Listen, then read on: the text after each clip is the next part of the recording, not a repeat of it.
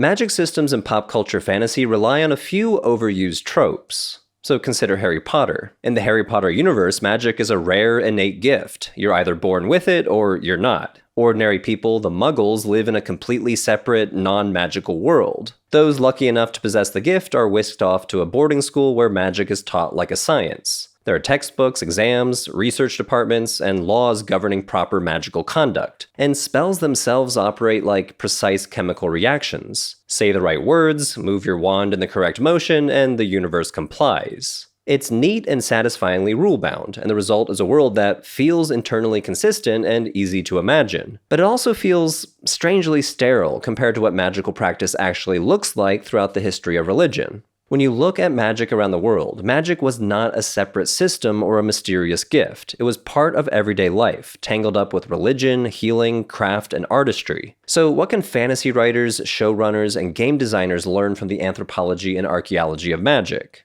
To explore what's lost in translation, I'll be focusing mostly on the ancient Mediterranean and Near East, the worlds of Greek, Roman, Jewish, and early Christian magic. That's just because this is my own subfield of expertise, but the patterns we'll be talking about are not unique to these regions. So in this video, I want to unpack 4 features of real-world magic that most fictional magic systems get wrong. First, magic is mundane. In a lot of pop culture stories, magic is almost always exceptional. It's a birthright, a genetic lottery, or a charismatic gift possessed by a special few. As I already mentioned, in Harry Potter, you're either born a wizard or you're not. In The Lord of the Rings, Gandalf is not just a particularly diligent scholar who learned his magic, he's a lesser god in mortal form. Even in more scientific worlds like Star Wars, the Force still runs through the veins of the elect few, whoever has the most midichlorians in their bloodstream. The message is consistent. Magic is rare and it marks you as special. And when it appears, it breaks the ordinary world wide open in spectacular and exceptional ways. Fireballs, lightning, portals, transformations. It's a rupture in the everyday. In these stories, the universe is a mostly rational place that occasionally bends for the extraordinary. But magical practice throughout history is mundane. And by that, I don't mean trivial or boring. I got a whole PhD in this stuff. I obviously find it interesting. I mean magic is mundane in the sense of the Latin word mundus, meaning the world. So in this sense, the mundane is the sphere of everyday life, grounded, down to earth. And all throughout history and all across cultures, magical practice occurred in that everyday sphere. Kitchens, workshops, marketplaces, not generally in academic ivory towers or secret brotherhoods. Some of my favorite examples come from ancient Greco-Roman curse tablets. These were thin sheets of lead inscribed with a person's name and a short spell, usually meant to bind someone's body, speech, or fortune. After writing the curse, the practitioner would fold the tablet, drive a nail through it, and deposit it in a grave or well or some other dark place, so that the restless spirits or chthonic gods like Hermes could carry out the command. They were a kind of everyday ritual technology for managing conflict. Having trouble dealing with a lawsuit? Curse tablet. Want to sabotage a rival chariot team? Curse tablet. Want to win back your ex-girlfriend? Curse tablet. A great example comes from Greece, dating to the 4th century BCE. I bind Kallias, the shopkeeper, who is one of my neighbors, and the shop of the bald man, and the shop of Anthemion and Philon, the shopkeeper. Of all these I bind the soul, the work, the hands, and the feet, and their shops. I bind Sosimenes and his brother, and Carpos his servant, who is the fabric seller. Of all these I bind the soul, the work, the life, the hands, and the feet. Basically, this was a business competition curse. So picture an Athenian neighborhood in the 300s. The linen seller is over there, the pottery guy is over there, the same neighbors you see every day arguing over prices, competing for customers, and gossiping about one another's families. One of them, well, his business is not doing particularly great, and he's fed up with the constant rivalries. So he decides to even the odds supernaturally. He takes a sheet of lead, and maybe following a template he bought from a professional scribe, he begins to inscribe a list of names. The shopkeeper and his wife, the bald man, the hemp worker next door. He even curses the shops themselves. It's not the act of some grand sorcerer, but the act of a neighbor with a grudge, a spell born out of crowded streets, economic pressure, and the everyday friction of urban life. Another example, this curse tablet was discovered at a sanctuary to the goddess Sulis Minerva in Roman Britain. Docilianus, son of Brucerus, to the most holy goddess Sulis. I curse him who has stolen my hooded cloak. whether man or woman, whether slave or free, that the goddess Sulis inflict death upon and not allow him sleep or children, now and in the future, until he has brought my hooded cloak to the temple of her divinity. So our hero Docilianus is missing his hooded cloak. What do? There's no small claims court, no police force, the emperor is far away in Rome, and here you are in a small Roman provincial town, and you might not even be a Roman citizen who enjoys special legal privileges. So you turn to a curse tablet in the justice of Sulis Minerva to enact justice for you. So what we call magic in the ancient world most often involved small-scale rituals like these to resolve everyday crises. People turned to spells and amulets to fix problems that felt unsolvable through ordinary means. A rival threatening your business, a lover who wouldn't return affection, a child who kept falling ill, the hoodie gone missing. Magic offered that extra dose of agency, a way to act when other options are failing. Another example. This one comes from Roman-era Corinth, where archaeologists found a lead curse tablet buried in the sanctuary of the goddess Demeter. The inscription targets a woman named Carpime Babia, a weaver of garlands, and calls upon Hermes, the fates, and the spirits of the earth to completely destroy her soul and heart and her mind and her wits. It ends with a plea for fertility. Make me fertile and destroy Carpime, from her head to her footsteps with monthly destruction. So again, magic is very grounded here, very personal, and not particularly spectacular. As in, this is not a battle between cosmic forces or a duel between rival chosen ones. It's one woman, probably living in the same neighborhood or guild as Carpime, struggling with jealousy, rivalry, or infertility. She turns to magic to augment her agency in a world that is constraining her. And the curse is a means to express anger, to appeal to justice, or to restore balance in a small but meaningful world. Just a desperate person using the cultural tools available to her to address a social crisis. Magical acts like these were part of the daily religious landscape. Now, that's not to say every pop culture story treats magic as rare or exceptional. Some worlds imagine it as part of the social fabric, or even a household skill. Studio Ghibli's Kiki's Delivery Service weaves magic seamlessly into work, hospitality, and cleaning. Still, even in these more grounded depictions, magic often belongs to the special few. And it's also not to say that examples of real-world magic were never spectacular. Some rituals were elaborate, highly intellectual, and even transcendent in their aspirations. A great example is the so-called Mithras liturgy from the Greek magical papyri. It's a long ritual text from Roman Egypt that guides the practitioner through a visionary ascent up to the cosmos.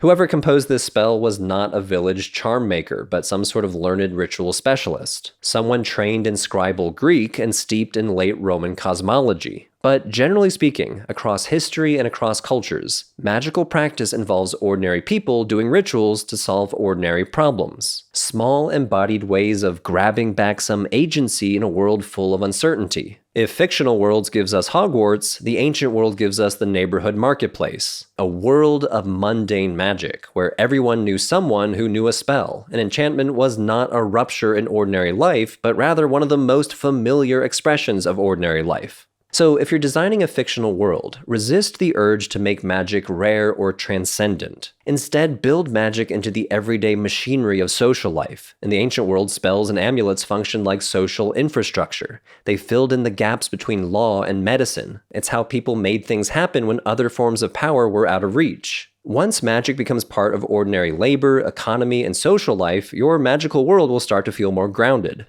Next, and somewhat related to the first point, I want to turn to the question of expertise. Who actually does magic in cultures throughout history? In fiction, magical knowledge is not only something that is special, it is often the purview of a discrete profession or social identity, like a wizard or magician. Sometimes this profession is institutionalized, and you can learn magic by attending a wizarding school or joining a special order. But magic across all cultures is more often a distributed, overlapping field of practice. A flexible set of techniques and knowledge that circulated among scribes, healers, craftsmen, and clergy. A scribe who copied biblical psalms might also inscribe a protective amulet with one of those psalms inscribed around the edges. A midwife might chant a healing formula while delivering a child. A stonemason might carve a protective formula into a foundation stone of an ancient theater to protect the city. A gem cutter could carve an image of a god that doubled as an amulet. Notice that none of these people had the job title magician. And that's because what we tend to call magic is not the domain of a distinct profession. It's an open field of ritual expertise that bleeds across social and occupational boundaries. Consider that Carpe Me Babia spell again. That tablet was not found in some hidden corner of the city. It was buried right beside an altar inside an active religious precinct. Whoever commissioned this curse likely sought help from someone connected to the sanctuary. And who would that be? Well, probably a priest connected to the temple and familiar with its rituals. The same people who presided over the sacrifices to Demeter were likely helping clients compose and deposit curse tablets meant to reach the chthonic powers below. Magical ritual specialists often operated through official religious organizations, borrowing its spaces, its symbols, and its personnel. I've referenced this a few times now, but we see the same dynamic in ancient Christianity. Christian monks, priests, and bishops often performed rituals that we could label magical, even as they condemned such practices in others. One example comes from the Egyptian abbot Shunuta of Atrope. In one of his sermons, he laments that Christians run after enchanters and diviners, instead of trusting in God. But the story he tells makes the problem more complicated, because apparently some of these enchanters and diviners were Christian monks. Shunuta says he saw people wearing charms, a snake's head tied on someone's hand, a crocodile's tooth tied to another's arm, and fox claws tied to someone's legs. When he demanded to know who had told them this would help, the man replied, "It was a great monk who gave them to me, saying tie them on you and you will find relief." What I like about this story is how it collapses the categories we often imagine between religion and magic. Orthodoxy and superstition. Shunuta wants to draw a sharp line. Monks should heal through prayer, calling upon Christ, not through amulets and animal body parts. But his own community clearly didn't see things that way. People went to monks precisely because they believed these holy men had special access to divine power. The fox claw was thought to work, not despite coming from a monk, but because it came from a monk. And Shunuta wasn't the only one frustrated by this overlap. The Council of Laodicea issued an explicit prohibition against clergy performing such practices. They who are of the priesthood or of the clergy shall not be magicians, enchanters, or astrologers, nor shall they make what are called amulets. And those who wear such we command to be cast out of the church. That kind of regulation tells us just how widespread these rituals were. If bishops had to warn priests and deacons not to make amulets and not to act as enchanters or astrologers, it's because a lot of them were already doing this. And we have archaeological evidence for this. Dozens of papyrus amulets from Egypt preserve magical formulas written by people who clearly knew their Bible and Christian liturgy. Many of these amulets contain excerpts from the Psalms, the Lord's Prayer, or passages from the Gospels, written not as scripture for reading, but as scripture for wearing. One remarkable example is this amulet I mentioned before. It's inscribed with verses from the Gospel of Matthew, introduced by the title, The Gospel of Healing According to Matthew. The text is carefully arranged in 5 narrow columns shaped like a row of crosses, with a small person sketched in the center. The text has been folded multiple times, presumably for wearing, maybe in a pocket or in a pouch worn as a necklace. It's scripture, but transformed into a physical talisman, and whoever made it probably didn't have the job title magician. It's much more likely they were some sort of literate specialist trained in the Christian tradition, like one of those monks that Shunuta was complaining about. So if pop culture gives us magical academies and magical chosen ones,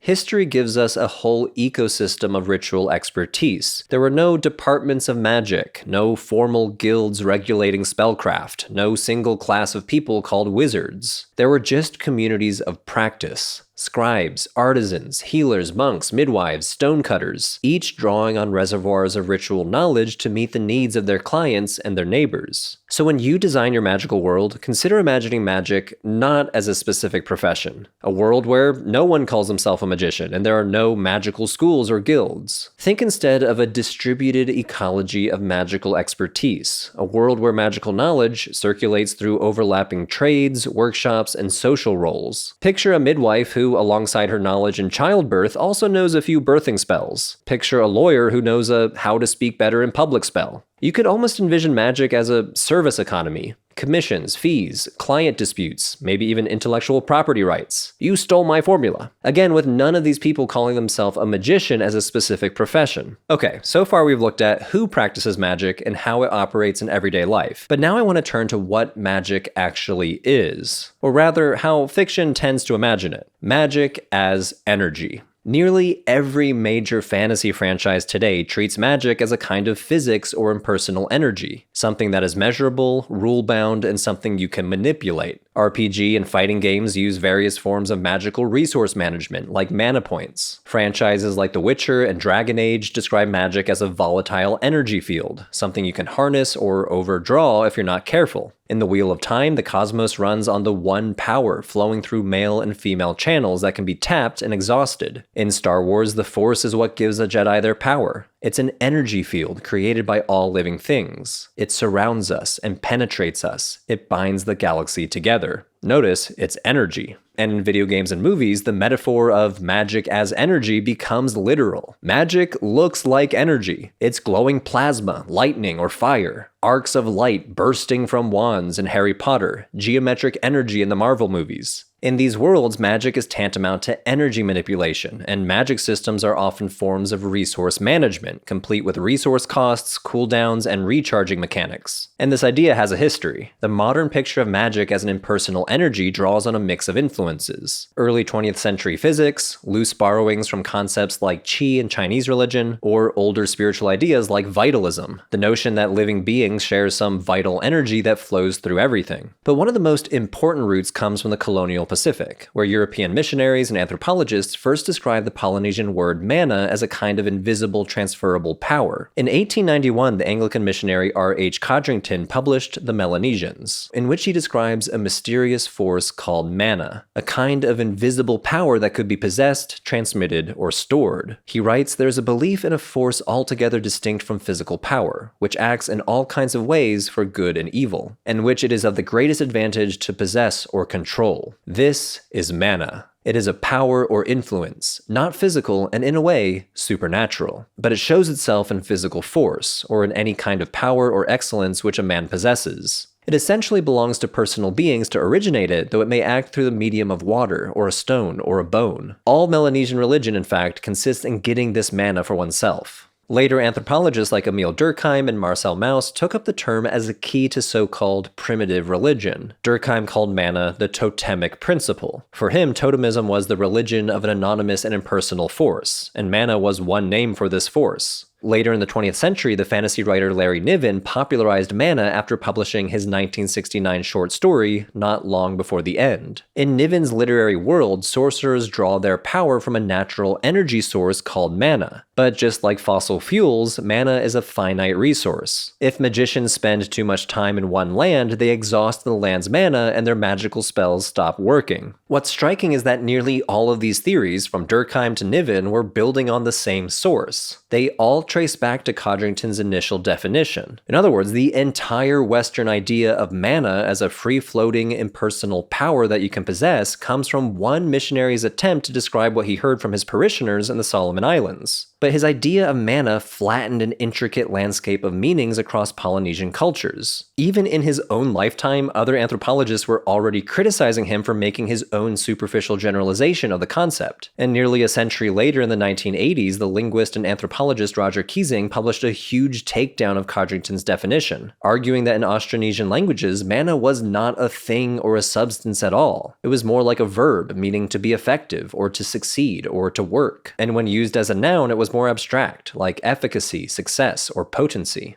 Later linguistic studies argue that across dozens of oceanic languages, mana means something like thunder or wind, which it still does in some modern Polynesian languages. This sense of natural power was gradually applied to human beings, especially ritual specialists or chiefs believed to possess extraordinary efficacy. In other words, mana originally referred to the awe-inspiring power of the natural environment, which was later reinterpreted as the kind of potency or authority that humans could embody, sometimes understood supernaturally and sometimes understood in a more down-to-earth sense, almost like charisma. So one reason the energy model of magic became so dominant is to see it as the product of this intellectual lineage. Codrington's version of mana gave Western thinkers a language for imagining unseen power as something impersonal and transferable. And that idea proved incredibly influential, and it shaped how later scholars, novelists, and game designers imagined magic systems. But it's only one way of conceiving magical power. Many cultures, including some of the same Polynesian cultures Codrington was writing about, understand supernatural power not as an energy you store or control,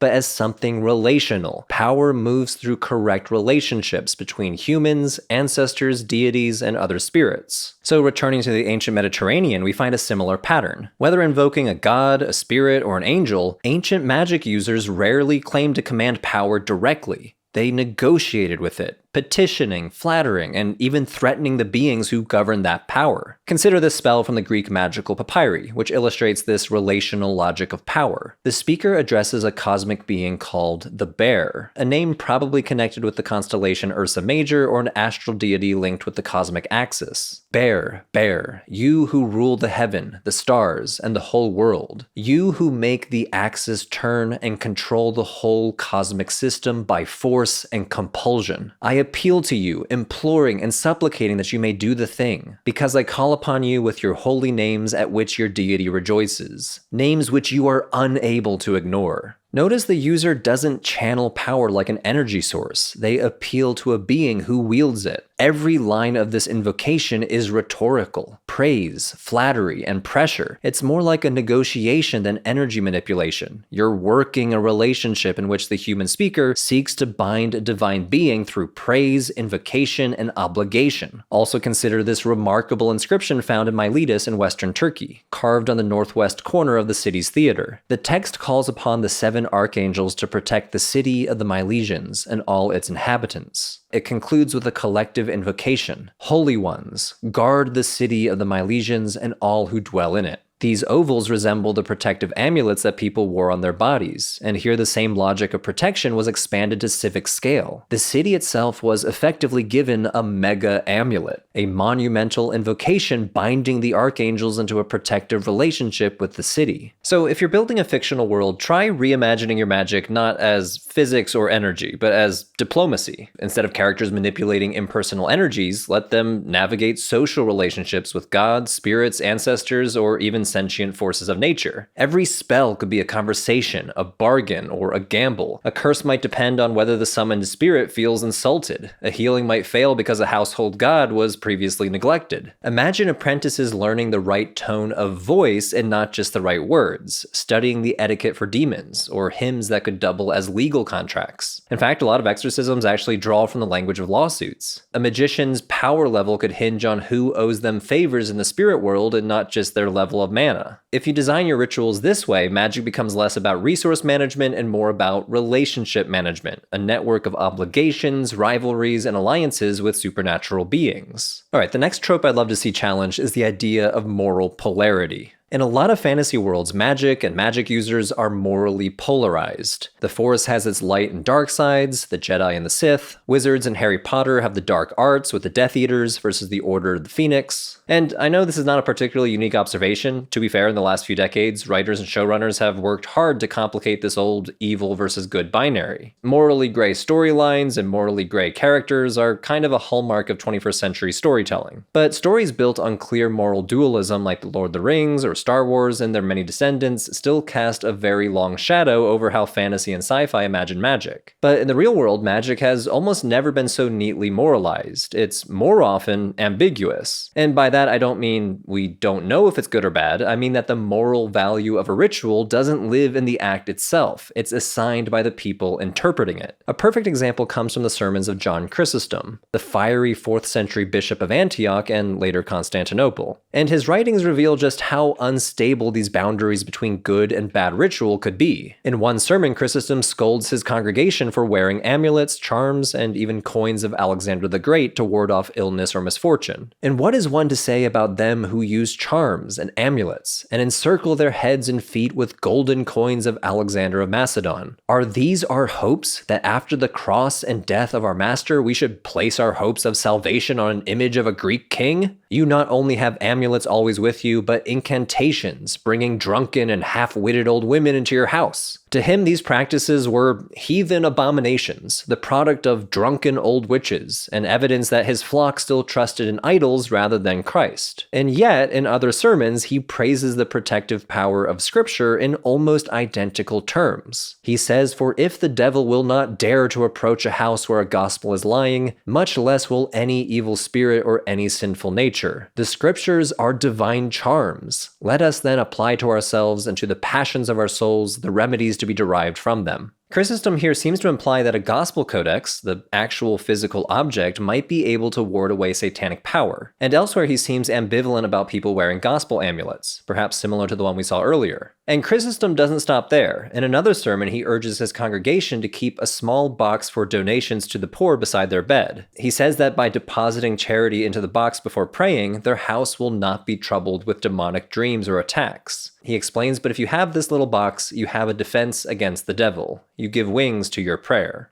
And in another sermon, Chrysostom asks his listeners why they would ever trust in amulets when they could instead inscribe the cross on the forehead, which affords invincible security. Do you forego this and cast yourself into the madness of Satan? Elsewhere, he warns that failing to do the sign of the cross on your forehead renders you vulnerable to demonic attack. If you fail to sign your forehead, you have immediately thrown away your weapon at the doors. Then the devil will lay hold of you, naked and unarmed as you are, and he will overwhelm you with 10,000 terrible wounds. Here, the sign of the cross functions exactly like an amulet, an embodied protective sign that shields the believer from misfortune. But because it's sanctioned by church teaching, it becomes a defensive weapon of faith rather than a demonic superstition. What mattered wasn't simply using ritual power for protection, but using the right kind of ritual power. In effect, Chrysostom has replaced the amulet with the gospel codex, the charity box, and the sign of the cross. The same logic or mechanics of protective magical power remains, the idea that a consecrated object or a gesture can ward off harm, but he Christianizes the idea. A gospel codex in your house or a gospel amulet folded up in your pocket, both are ritual technologies meant to repel evil. The difference isn't in the method, but in the authority behind it. So Chrysostom's double standard shows how the moral value of a particular ritual is socially contingent. It's not about what the ritual did, but about who performed it and under whose sanction. What counted as illicit or licit magic depended on who performed it, for whom, and against whom. The scholar of early Christianity, David Frankfurter, calls this the ambiguous sphere of ritual. A lot of rituals are ambiguous, and the boundaries between blessing and sorcery, priest and sorcerer, are constantly being negotiated. So if you're a world builder, consider highlighting the moral ambiguity and social contingency of magic, rather than having moral dualism baked into the universe. Now, of course, not every spell in your world needs to be morally gray. Some acts should feel cruel and abhorrent. Avatar: The Last Airbender and The Legend of Korra actually handle this with nuance with bloodbending, a sub-skill of waterbending that lets a person control another's body by manipulating the water in their blood. It's horrifying, it's invasive, and the show treats it that way. But even then, think about who gets to say so. The point is not that all magic is neutral, it's that its morality is socially contingent. Let accusations of black magic or forbidden arts say more about the power of the institution making that accusation. Imagine a kingdom where the same healing spell recited by a temple priest is called divine, but if a midwife chants it out in the countryside, it's called sorcery. Or imagine a city where curse tablets are perfectly legal so long as you pay the temple scribe and dedicate them to the right god. Maybe your protagonist is a royal magic user whose protective spells become evidence for their demonic collusion when the regime changes. Basically show how institutions claim moral authority over ritual power, and that accusations of sorcery often tell us more about the accuser than the ritual itself. Okay, what I've given you here is not meant to be a grand, unified theory of magic. It's a set of observations from the history of magical practice that you can use to make your worlds feel closer to the textures of magic in the ancient world. Of course, there are always going to be counter-examples and diversity. If we shifted our attention to West African divination, or Islamic talismanic traditions, or Buddhist amulets, we'd have to adjust some of the details. Again, you can always find counterexamples. Qi manipulation in Taoism, for example, does look a lot like energy resource management.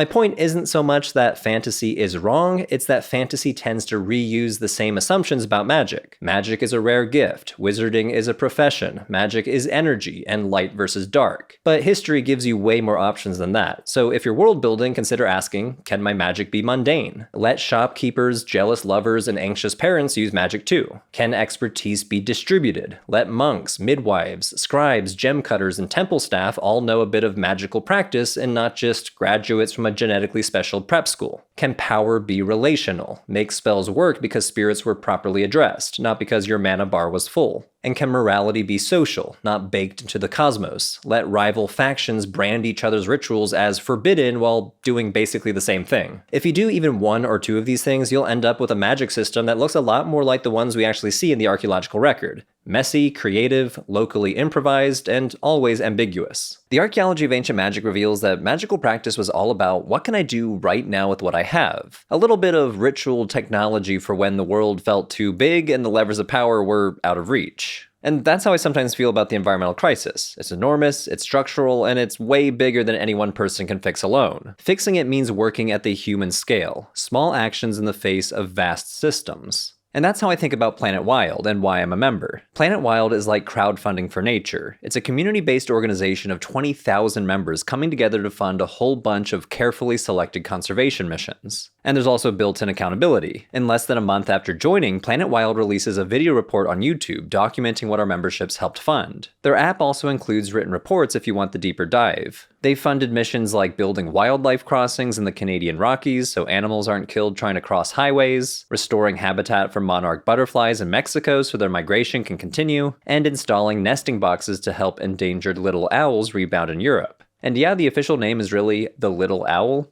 Very descriptive.